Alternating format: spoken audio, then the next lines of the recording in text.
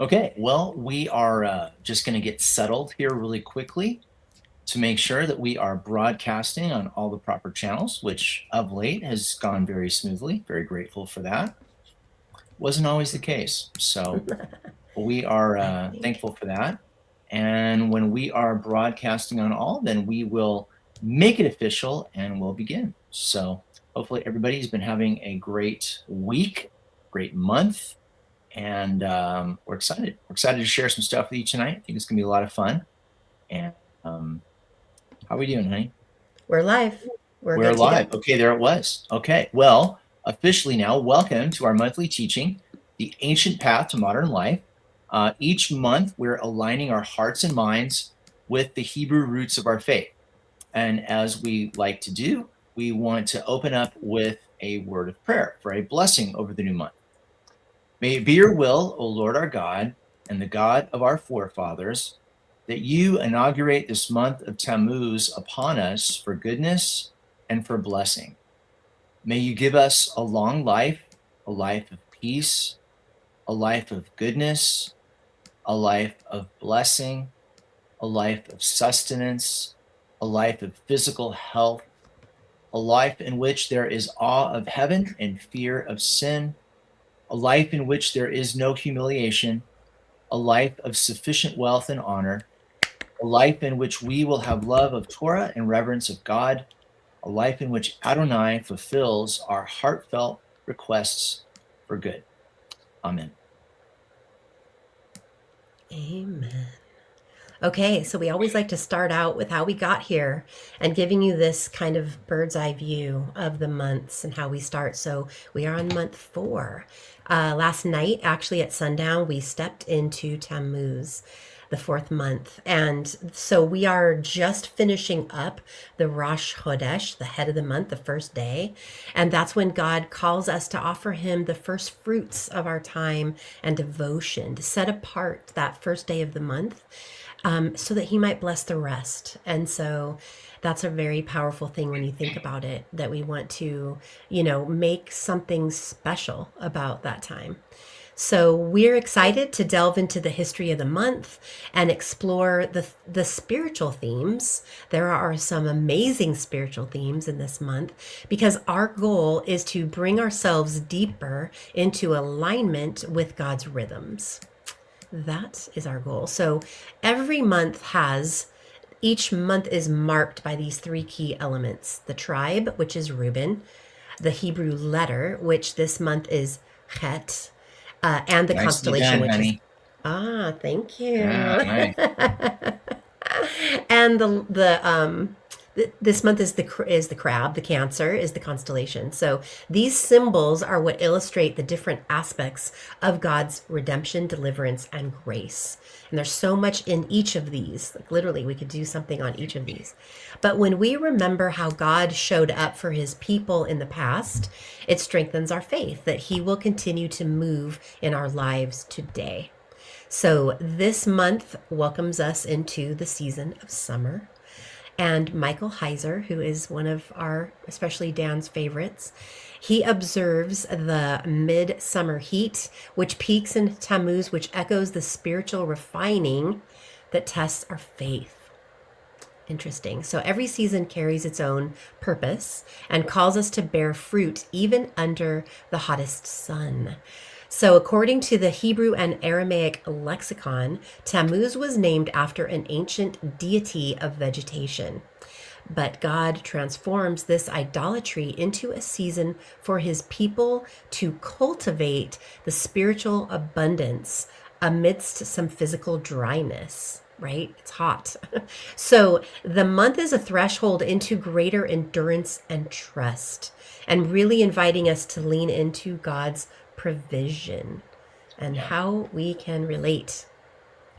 Yeah, I would love to sometime as a side note, just sort of research that all of those connections Mm, between, the different places where people would, name something after some deity and then God would redeem it, kind of like how he did with the plagues in Egypt and stuff like that. That would make a very interesting study. So, little that would. sidebar, it doesn't have anything to do with what we're talking about, but there it is.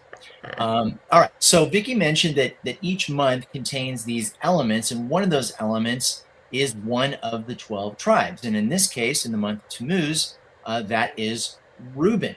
So later on, we're going to bring all of this back together, and we're going to look at both the purpose of the month as well as how those purposes apply to your life. Now, Reuben was Jacob and Leah's firstborn son.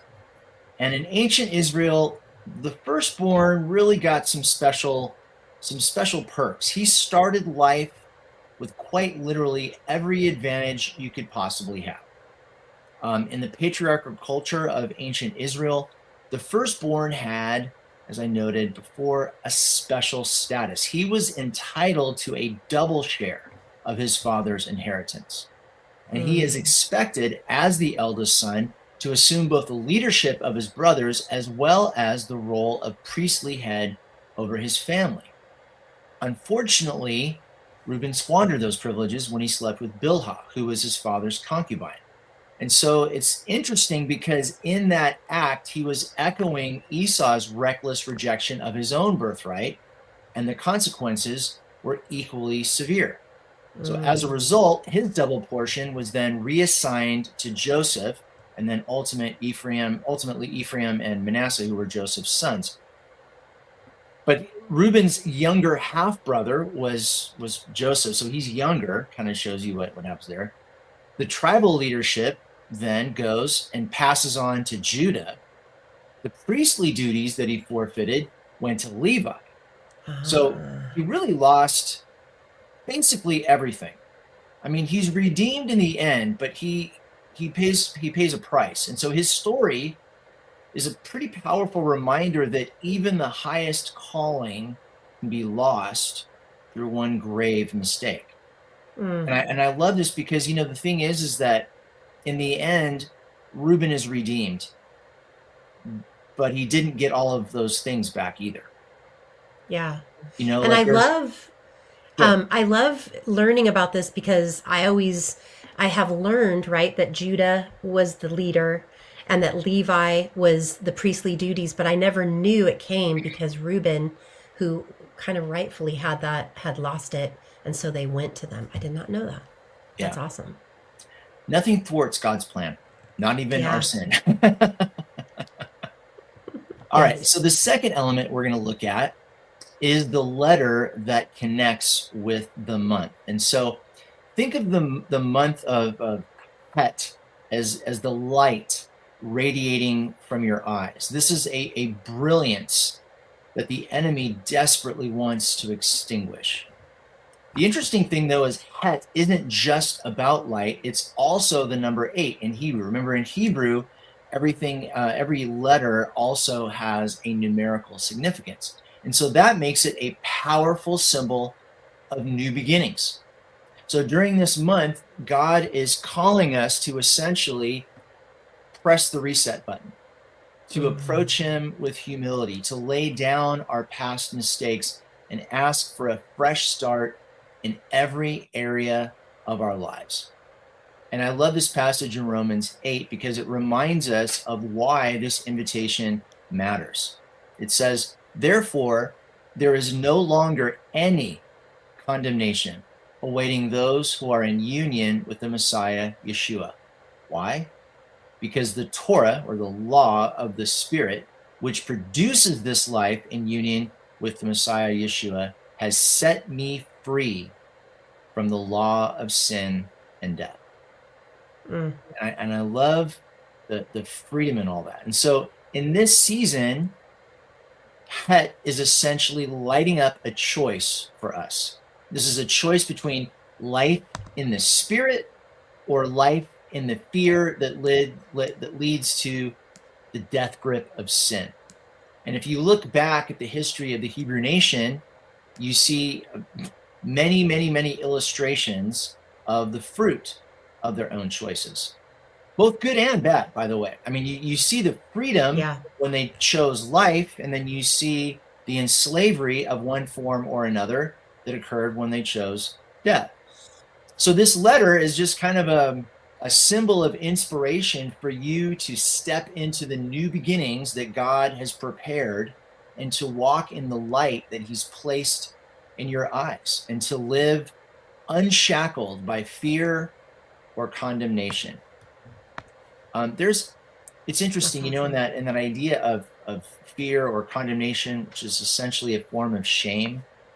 There's a movie that I can't remember the name of, but it's Anthony Hopkins and Alec Baldwin, and they get trapped in the wilderness. And one of the things that uh, he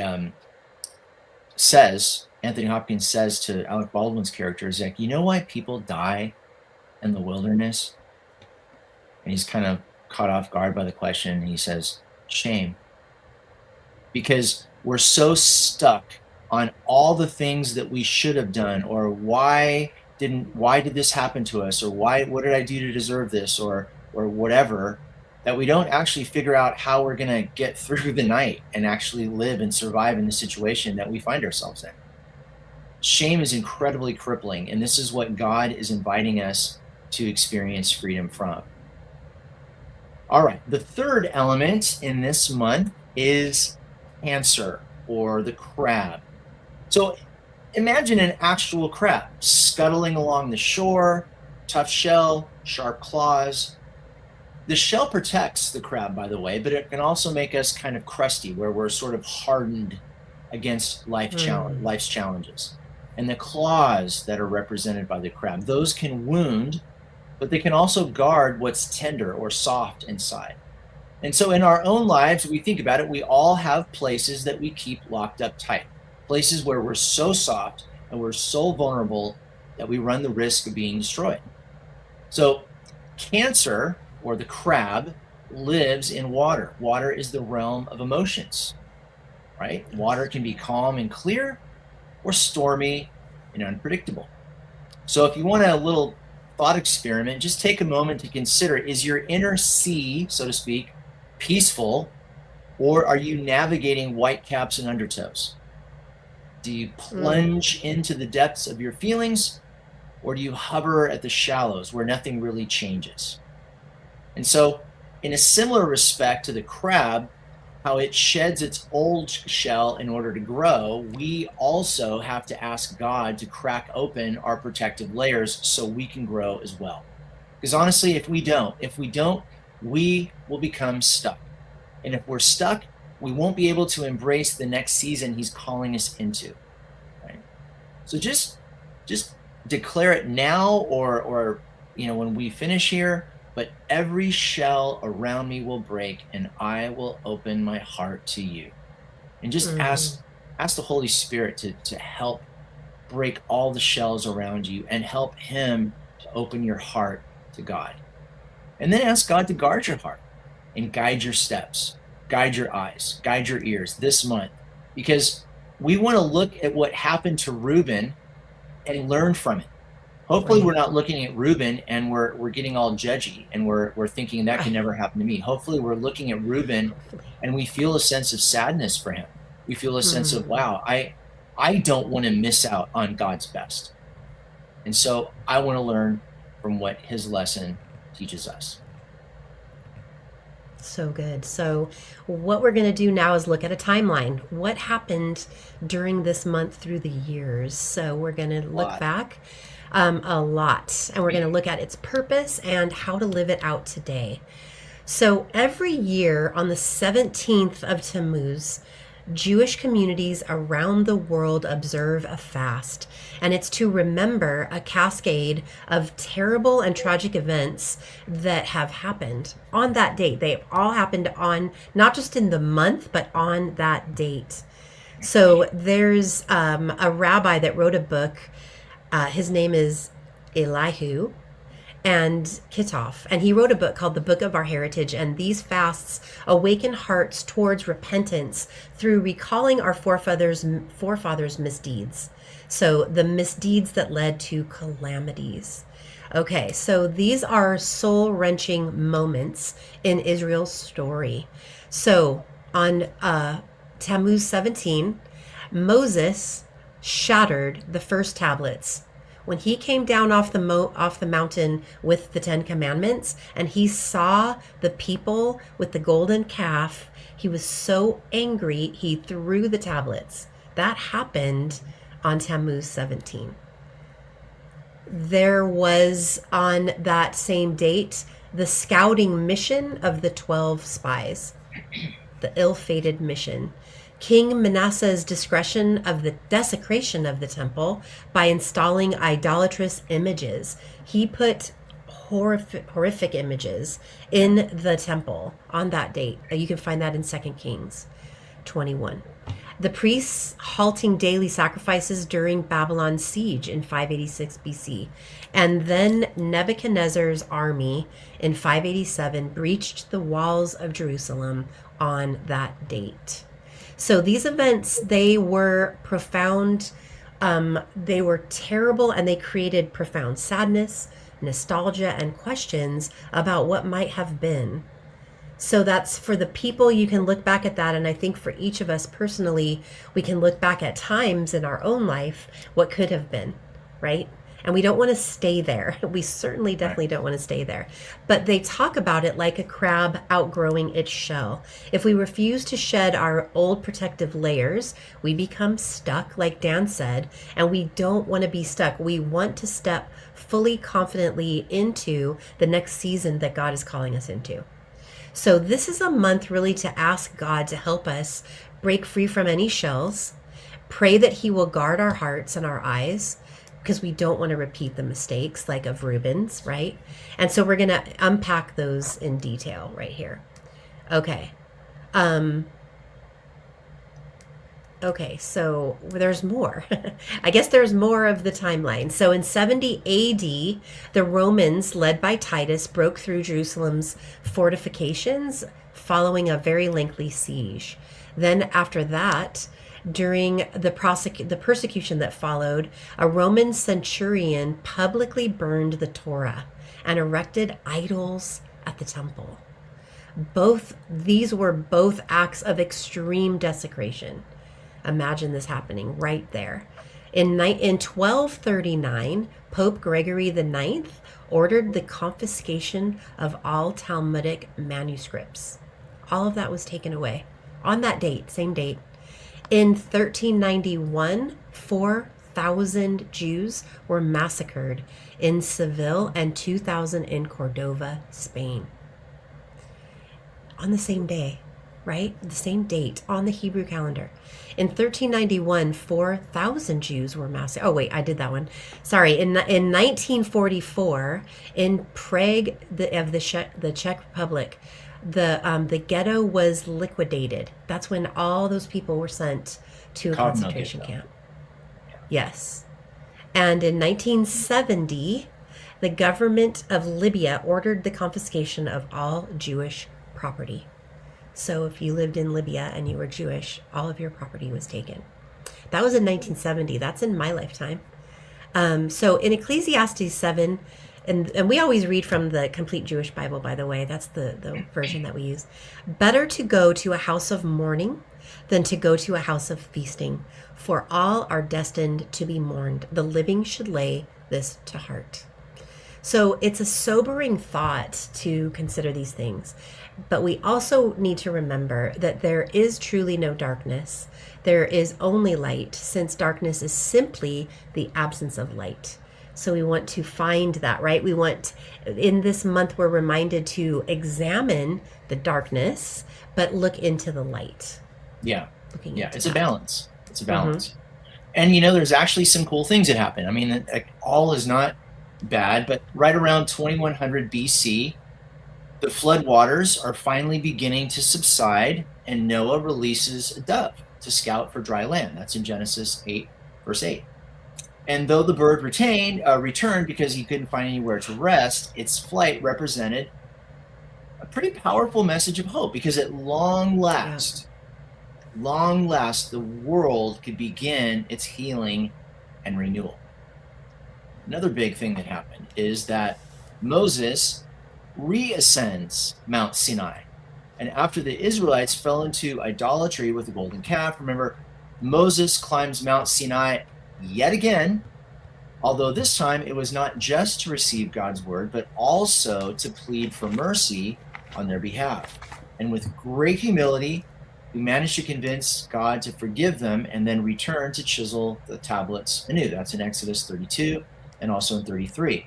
All of this set in motion the painstaking work of restoring their covenant relationship to God. And then here we have Ezekiel receiving his vision. In the 30th year, on the 5th day of the 4th month, I was among the exiles by the Chebar River. The heavens were opened, and I saw visions of God. That's Ezekiel 1:1. So picture Ezekiel. He's uprooted from Jerusalem. He's living next to a foreign waterway. Suddenly, the skies open up, and he's granted a glimpse of God's glory. It's the 5th of Tammuz, which is, remember, a month already haunted by all of those events that Vicky was describing, plus the looming destruction of the temple. And yet, in the midst of that darkest season, Ezekiel's vision breaks through all of that. And if you think about it, why reveal this breathtaking future temple vision during a month of disaster? Mm-hmm. It's a good question. Seriously, I have no idea. No, perhaps if you really think about it, it's because God meets us in our deepest pain. And I have lived enough to know that that is true. Yeah. It's not that you never feel pain. It's God promises that you'll never be alone in it. And so even as the month of Tammuz is recalling suffering and exile, it also becomes the vessel for divine compassion, or chesed, because it reminds the exiles that though they may be in pain, they are not forgotten. And so Ezekiel's book, arguably more than any other, is weaving together God's saving work in history with his promises yet to come. And all of that offering hope that the same glory that once was lost will one day to return to dwell among his people. So this is, if you think about it, it's kind of the perfect month to ask the question, how does God's faithful, loving kindness play a saving purpose in the world? And how can I partner with him in his healing and redemptive work? Great question. Okay, so we love to talk about a focus of the month. Hebrew history shows us that so much of Israel's suffering and spiritual darkness can be traced back to this one pivotal moment, the sin of the golden calf. And when you think of that, what does that represent? That represents the Israelites taking matters into their own hands. They were in fear. They felt like Moses was up on that mountain too long. And they decided to create their own something that they could worship and that would save them. So how sad is it that God actually designed the month of Tammuz that we're entering into, and next month, the month of Av, they were meant to be seasons of immense blessing. So after the Torah was revealed in a blaze of glory in Mount Sinai, Moses ascended the mountain, and it took him 40 days and nights that he was up there on the mountain. He was inscribing every word on those stone tablets, and the people were waiting his return. And he was scheduled to be back on the 16th, but he didn't appear on that day, and they panicked. And it's an interesting thing to note. I found this interesting, that the men were stumbling and trying to figure this out, and the women held firm, according to Jewish history. In the men's fear and their impatience, they asked Aaron to create this golden idol, making something that they could tangibly see and worship, right? And they felt like that was safer than trusting in this unseen God. So when Moses finally came down and saw this, he shattered the tablets, and this promise of a new paradigm for Israel was shattered with them. So that's intense. So when we think about that, but even in this darkest of moments, God embedded within the hardship lots of seeds of healing. He did that even in that. So the month is traditionally linked to the Hebrew letter Het, like we said, and that shape is like a doorway that we showed you. That shape is like a doorway. And it reminds us that our sense of sight, both in the physical and in the spiritual, is our key to restoration. And God uses our stumbles and our trials and our mistakes and all of those things to train us to see in the dark and to uncover the hidden blessings even within our hardest times. So really it's one thing to stand in this fire, right? In this fire of Sinai and feel God's presence, and it's a whole other thing to discern his quiet whispers in the dark, in the shadows. No fire, nothing like that. So finally, the hidden good is going to break through into the open. And in the Hebrew, and in these realms, probably in the what is the mikvah? No, not mikvah. What is it called? Are you talking about the midrash? Yes, in the midrash, these stories are passed down, but it's called a blessing in disguise. So if you take these lessons through what we learned through study and those that we ourselves have experienced through our own hardships, we want to let them really illuminate our hearts. And with our insight, what we've learned, we want to see the tiniest sliver of good in those moments. And in those, we find the strength to rise and to shine and turn darkness into light. And so, how do we do that? So we want to open our eyes of faith to look beyond the obvious, look beyond what is presenting right now, and practice gratitude for the lessons, for the hope that is hidden in every trial. And we want to lean on God's promises and remember that every het-shaped doorway of our life will lead us deeper into his healing presence. Very powerful. Yeah. So we want to take a moment and look at a couple of verses and just reflect on them. Deuteronomy 11, verse 26 says, "See, I am setting before you today a blessing and a curse." God is always giving us options. He's not going to force us to do something. He's going to encourage us, but he's not going to force us. And then in Deuteronomy 30, verses 15 through 19, he kind of puts it out there again. "Look, I am presenting you today with, on one hand, life and good, and on the other, death and evil. And that I am ordering you today to love Adonai your God, to follow his ways and obey his mitzvot," or his laws, regulations, and rulings. "For if you do, you will live and increase your numbers, and Adonai your God will bless you in the land you are entering in order to take possession of it.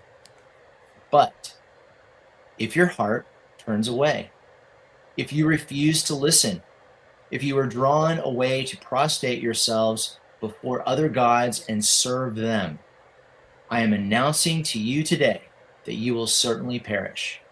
You will not live long in the land you are crossing the Jordan, or the Jordan, to enter and possess. I call on heaven and earth to witness against you today that I have presented you with life and death, the blessing and the curse. Therefore, choose life so that you will live, you and your descendants." And it's an amazing kindness that God is laying out. Look, I'm not only going to give you a choice, I'm going to tell you the consequences of those choices. So I'm going to give you the maximum amount of information you need to make your decision. And I really, really, really hope you choose life, because I really, really, really want to bless you. But it's up to you. It's up to you. And you have to love God for that. I mean, I can't even imagine what that'd be like. So if you think about it, the month of Tammuz, like we've been talking about, in the historical background, it's marking both the breach of Jerusalem's walls as well as the ancient lure of foreign gods. And so in light of that context, Moses' words in Deuteronomy take on a fresh urgency. Because in Deuteronomy 11:26, he's standing before Israel and he says very plainly, "Look, I'm setting before you a blessing and a curse." It's not a hidden choice. It's laid out as obviously and plainly as possible. And so the month of Tammuz is really calling us to reckon with, where are we placing our trust? Is our trust in the living God who brings life, or is it in idols and empty promises that only lead to ruin?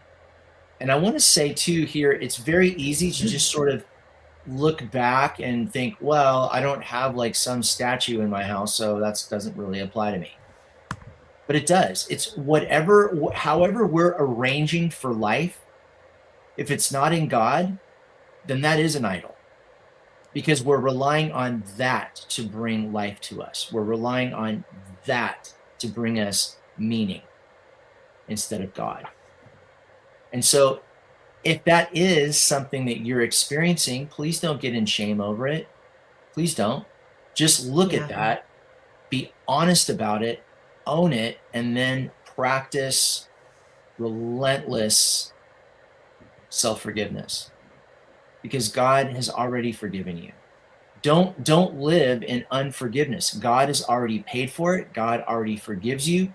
So be honest about it and just say you're going to do better next time. That's it. So by the time we reach Deuteronomy 30, Moses is not holding back on the stakes. I mean, he's laying out everything as plainly as you possibly can. I'm giving you today life and good, death or evil.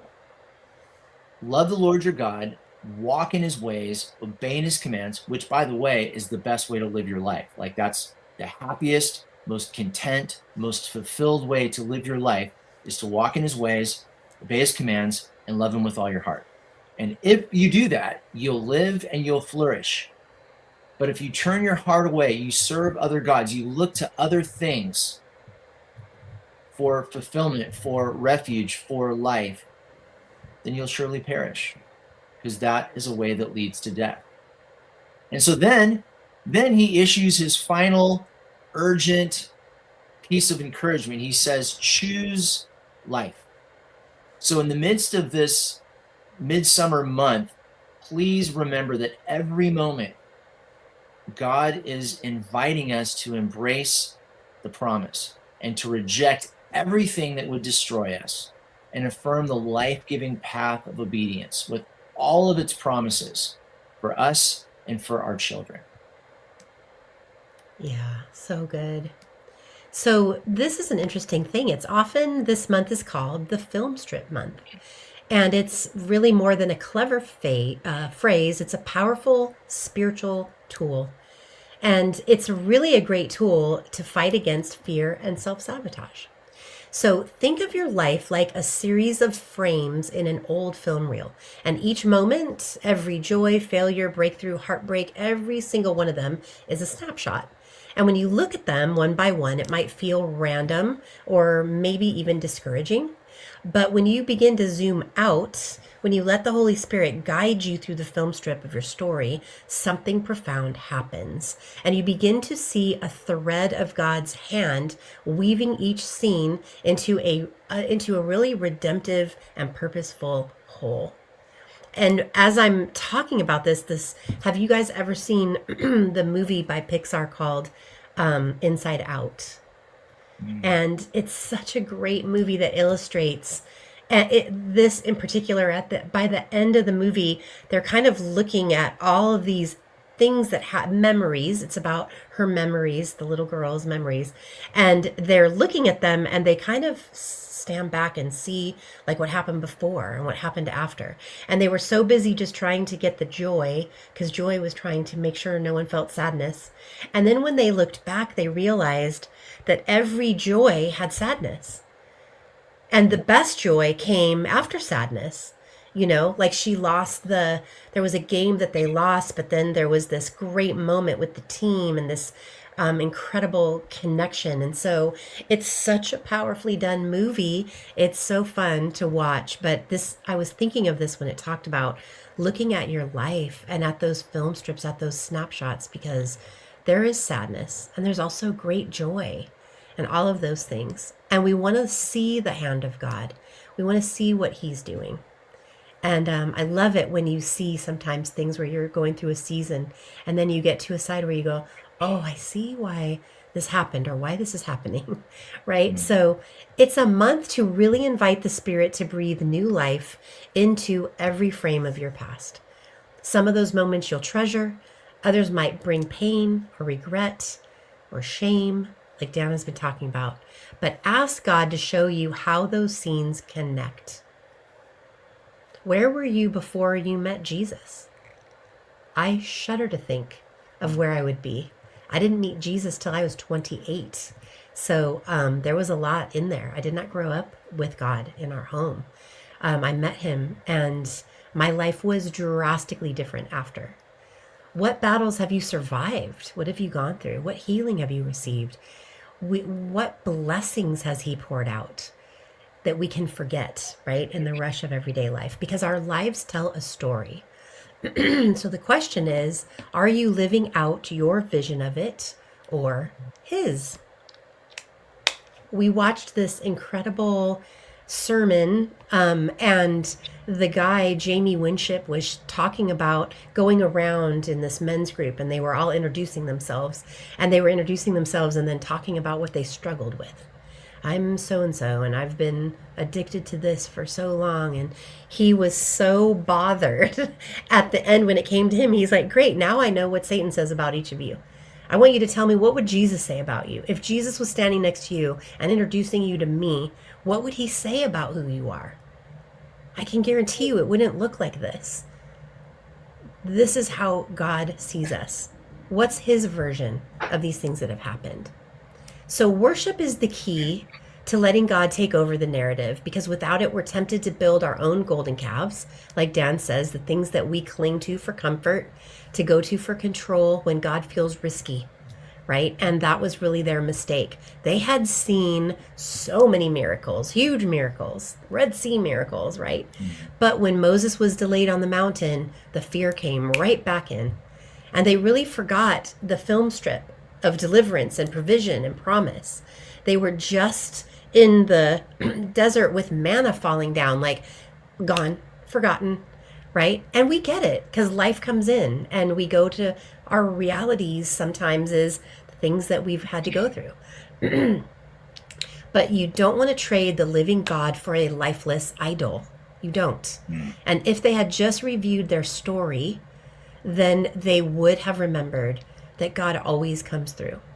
So even though our idols might not be made of gold, they're just as seductive. It can be our work, our relationships, our status, our money. It can be addictions, even performance, even in church, even religious performance. These things can promise us security, but they leave us with a curse because they disconnect us from the only one who can actually heal and lead us, and that is God and his Spirit.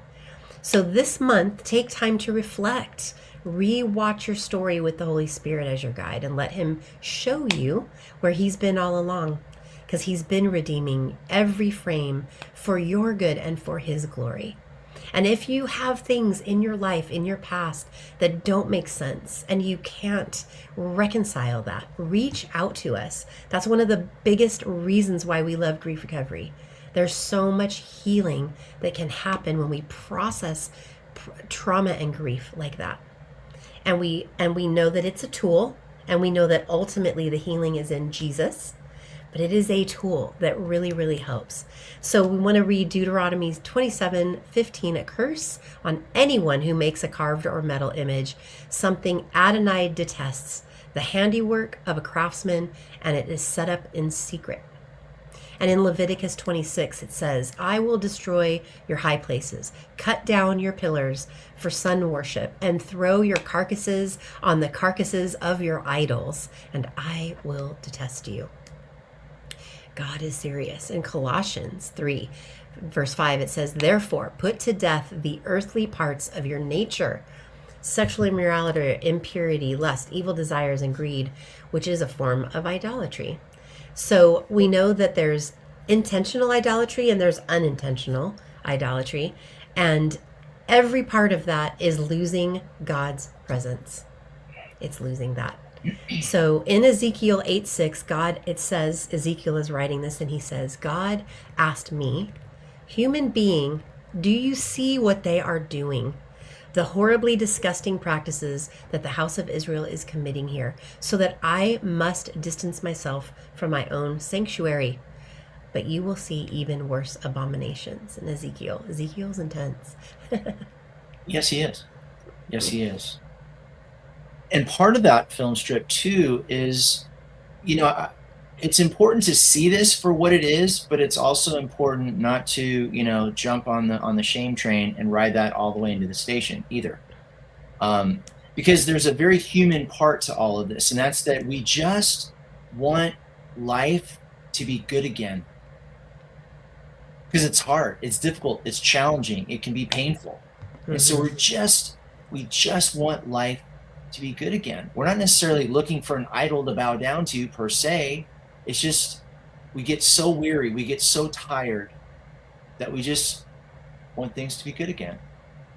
And let's be honest, waiting on God to come through is hard.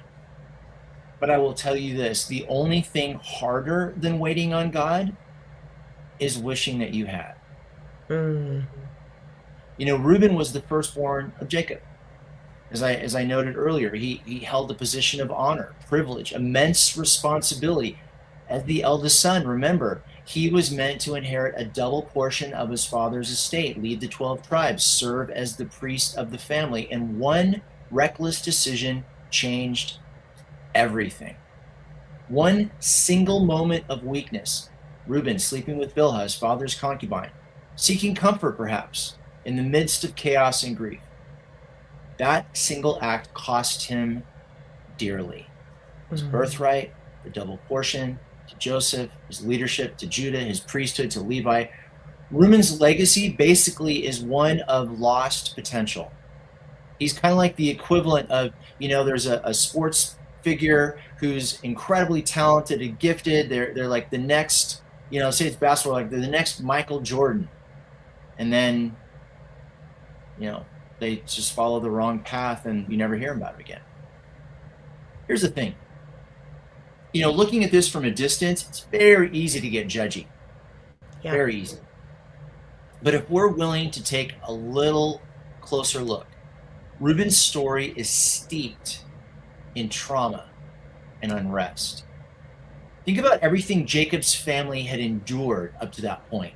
Running from Laban, fearing Esau's revenge, mourning after the rape of Dinah, dealing with violent retaliation, burying Rebekah's nurse, and then Rebekah herself. Life was unraveling. Like, things were happening. It wasn't like everything was awesome, and then one day Reuben just decided, hey, I think I'm going to, sleep with my father's concubine. I mean, I'm not saying that, not trying to offer an excuse, trying to just give some context. Reuben didn't just stumble. He was desperate for comfort in the middle of overwhelming grief and instability. And I think we can all relate to that. Yeah. If you've ever been in there, and we all are going to get there if you haven't already, where you're feeling grief and instability, that craving for immediate relief over long-term faithfulness is something that followed his descendants.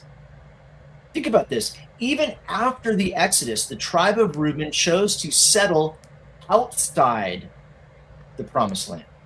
Even then, their legacy was prioritizing ease and familiarity over promise and inheritance. Wow. And as a result, they became vulnerable to enemy attacks and were eventually swept into adultery. The thing is, Scripture is calling us to a better way. Paul writes in Philippians 3:13 and 14 that we have to forget what is behind and press on toward what lies ahead. Paul, maybe better than anyone, knew the cost of regret. Yet he chose to push forward. He chose to pursue the upward call of God in the Messiah Yeshua.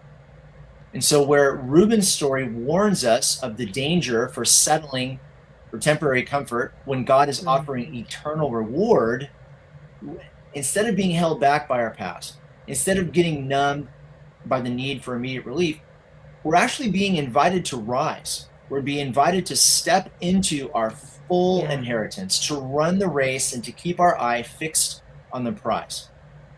So Reuben's story should be a reminder of what it costs when we trade what's eternal for what only brings temporary comfort. In Philippians 3:13 and 14, it says this, brothers, I, for my part, do not think of myself as yet gotten hold of it, but one thing I do, forgetting what is behind me and straining forward toward what lies ahead.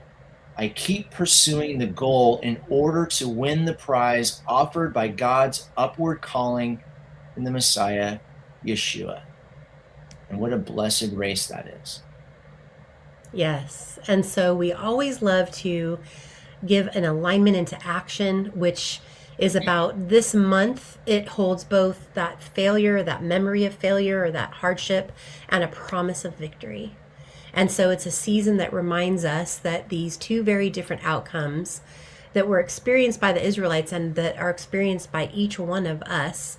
So it was in this month, the entire generation stood at the edge of their inheritance and fear held them back. That's what they're leading up to.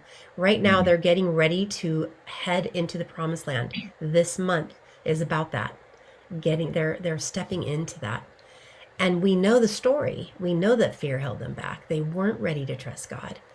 And they forfeited his promise he had prepared for them. But in this same season, years later, under the leadership of Joshua, the next generation rose up. So even though this time represents when they didn't, it also represents when they did. On a different year, you have the choice each year. And those people under Joshua stepped forward in faith. They fought alongside God and took hold of the land that he promised. That's the season we're entering into. And that contrast tells us something powerful, that this month brings us to a decision point. Will we retreat in fear, or will we move forward in faith? So we believe that it's absolutely possible to break free from limiting beliefs that have grown out of bondage, that are shame, fear, scarcity, even trauma. And these things all shape how we see ourselves and how we see God. But they don't have the final say.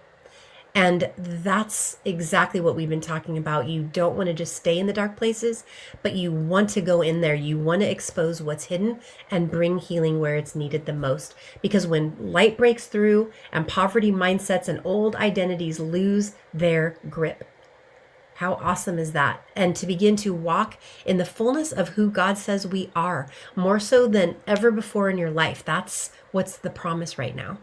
And when that happens, inheritance isn't just a promise. It becomes your present reality. And it's one step at a time in full partnership with him. Yeah, that's awesome. Okay, so now let's just take a couple of things. Because again, it's information is wonderful, but like they say, knowledge is not power. Knowledge applied is power. So we don't just want this to be like an interesting little, oh wow, what a cute little biblical factoid. We want to actually do something with it. We want to put into practice this. So here's a couple of questions for you. This is just something to think about over the course of their month. What is your golden calf? In other words, where do you go for comfort when life is slipping out of control? And again, just be honest with yourself. This isn't like where you're trying to identify this so you can now beat yourself over the head with it. This is like, honestly, Right. Where do I go for comfort? Where do I go in order to try to arrange for life for myself? And if it's not God, name it and then turn it over to God. Just be honest. The second thing is, write out your film strip. We kind of laid out what we mean by film strip and what entails in that. And so it's very helpful because it's so easy to forget how God is showing up for us. It's so easy to forget all that he's done for us. And honestly, this is something I'm getting very connected to in recent times, is if God literally does not one single thing more for us in life, he's already given us his son. Mic drop. Yeah.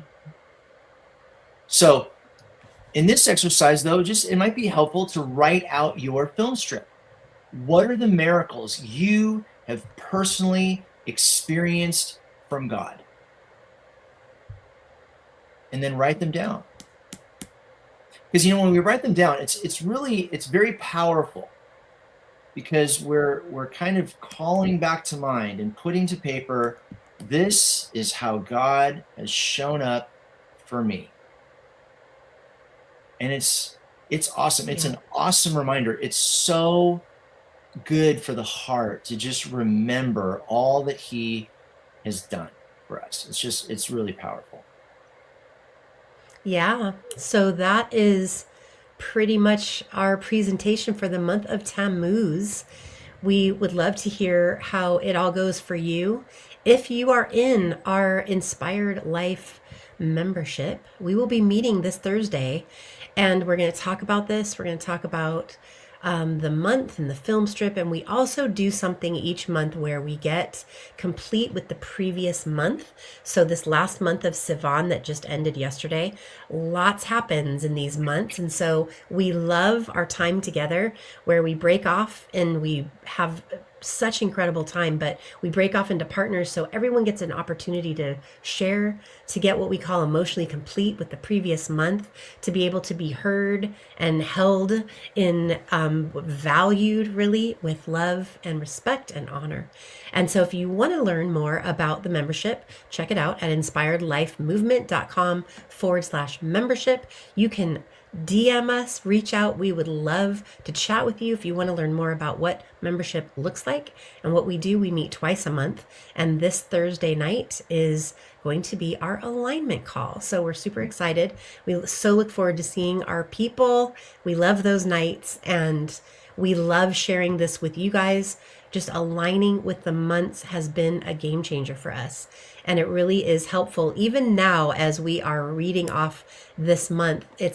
It's crazy to think where Dan and I are right now and kind of the season that we're in and what we're going through and how much this is totally aligning with that. With it's the words that God is saying is, yeah, I'm taking you into this next thing, and what are you going to choose? And of course, we're all about choosing to step over whatever has been stopping us, no matter how painful it is, how much vulnerability it takes, all those things is so worth it.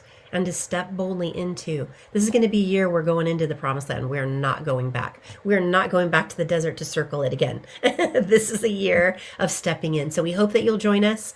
We love having you as part of our Inspired Life community. Have a beautiful and blessed night. Shalom, everyone.